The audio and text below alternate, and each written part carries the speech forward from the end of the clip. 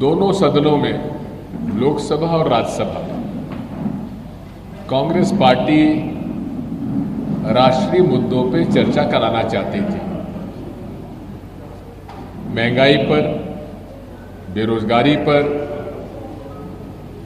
किसान विरोधी बिलों पर, पेगासस पर, लेकिन न लोकसभा न राज्यसभा में भारतीय जनता पार्टी की सरकार, मोदी शाह की सरकार को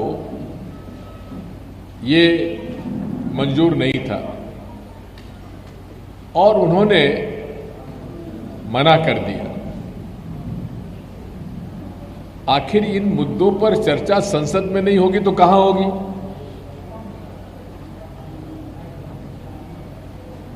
एक तरफ यूपीए सरकार में और उसके पहले कांग्रेस पार्टी की सरकारों में जब इस प्रकार के जनता से जुड़े हुए मुद्दों पर चर्चा के लिए मांग की गई, चर्चाएं हुई, बहस हुई, उन्होंने, विपक्ष ने अपना पक्ष रखा, सरकार ने अपना पक्ष रखा और जनता के सामने ये बात गई। लेकिन मोदी शाह की जोड़ी जो है, पूरे तरीके से सत्ता का केंद्रीकरण उन्होंने कर रखा है। बिना उनकी मर्जी के कोई चर्चा ना लोकसभा में ना राज्यसभा में हो सकती। इसीलिए एआईसीसी ने यह तय किया है कि वे अलग अलग प्रांतों में अलग अलग लोगों को भेजेंगे। आज की जो समस्याएं हैं, महंगाई की, बेरोजगारी की, और किस प्रकार राष्ट्रीय संपत्ति को, राष्ट्रीय संपदा को, और जो कांग्रेस पार्टी ने 1947 से लेकर 2014 तक जो राष्ट्र निर्माण में पीएसयू और पब्लिक सर्विस के जो प्रोजेक्ट्स बनाए, चाहे बांध हो, चाहे रेलवे लाइन हो, चाहे ट्रेन हो, चाहे पोर्ट्स हो, चाहे एयरपोर्ट्स हो, उन सब को बेचने के लिए उन्होंने नेशनल मॉनिटाइजिंग पाइपलाइन की घोषणा की। लायक बेटे में और नालायक बेटे में यही फर्क होता है।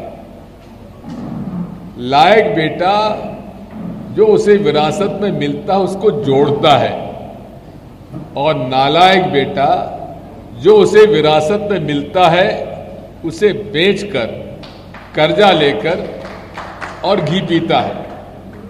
यही फर्क है कांग्रेस और भाजपा में। मोदी जी कहते हैं कि पिछले 70 साल में कुछ नहीं हुआ। अगर 70 साल में कुछ नहीं हुआ तो आप बेच क्या रहे हैं? वो संस्थाएं अब भारत पेट्रोलियम, जो कि हर साल 8 से 10,000 करोड़ का उसमें आपको मुनाफा देता है, उसको भी वो बेचना चाहते हैं।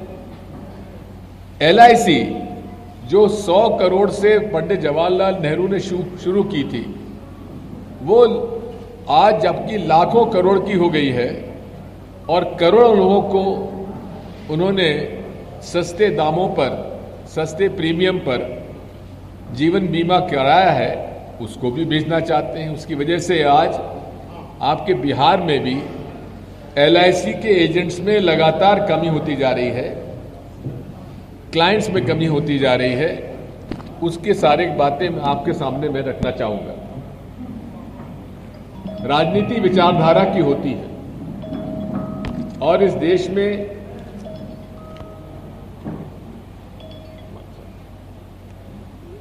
देश में एक तरफ महात्मा गांधी, पंडित जवाहरलाल नेहरू, सरदार वल्लभ भाई पटेल और राम मनोहर लोहिया भी उसमें शामिल मैं करूंगा, क्योंकि ये सब सोशलिस्ट विचारधारा के लीडर्स थे। जेपी बाबू भी, ये सब समाजवादी विचारधारा के लोग थे। जो कि जिन्होंने की आज़ादी की लड़ाई लड़ी और आज़ादी की लड़ाई के बाद उन्होंने राष्ट्र निर्माण में सहयोग किया। दूसरी विचारधारा कम्युनिस्ट पार्टी की है, उनका एक अलग एजेंडा है। तीसरी विचारधारा राष्ट्रीय स्वयंसेवक संघ की है, जो 1925 से लेकर आज तक उनका एक ही एजेंडा है कि वे गरीब, वंचित वर्ग और किसान और मजदूर के खिलाफ है। वो पूरे तरीके से बाबा साहब अंबेडकर के भारतीय संविधान को वो स्वीकार नहीं करते हैं। ये मैं आज से नहीं कह रहा हूं, जब से भारतीय संविधान आया देश में तब से लेकर आज तक गुप्त रूप, पहले तो खुलेआम और फिर उसके बाद गुप्त रूप से इन्होंने भारतीय संविधान को डाइल्यूट करने के लिए, प्रावधान को डाइल्यूट करने के बारे में उन्होंने सदैव प्रयास किया। यहां तक कि मोहन भागवत जी ने तो यहां तक कह दिया था कि आरक्षण के मामले में पुनर्विचार किए जाने की आवश्यकता है। इसी प्रकार से वो पब्लिक सेक्टर यूनिट्स के खिलाफ रहे। जब भाखरा नंगल बांध बना तो भारतीय जनसंघ जिस समय था और आरएसएस ने प्रचार किया कि इस पानी का उपयोग तुम्हारी खेती में मत करो, क्योंकि इससे बिजली निकल गई है, इससे खेती का काम नहीं होगा। इस तरह का झूठा प्रचार करते थे। जितने भी आज पब्लिक सेक्टर यूनिट्स हैं जिनको बेचने का कई प्रक्रिया है, आज 1990 से 91 के बीच में से डिसइन्वेस्टमेंट का काम शुरू हुआ इकोनॉमिक पॉलिसी में। तब से लेकर और 2014 तक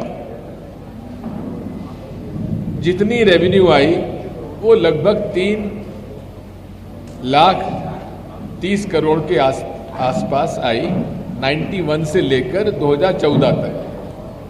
यानी कि 14 और वो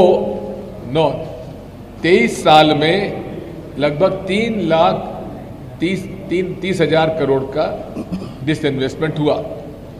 मोदी जी ने केवल 7 साल में 3,50,000 करोड़ के का डिसइन्वेस्टमेंट किया।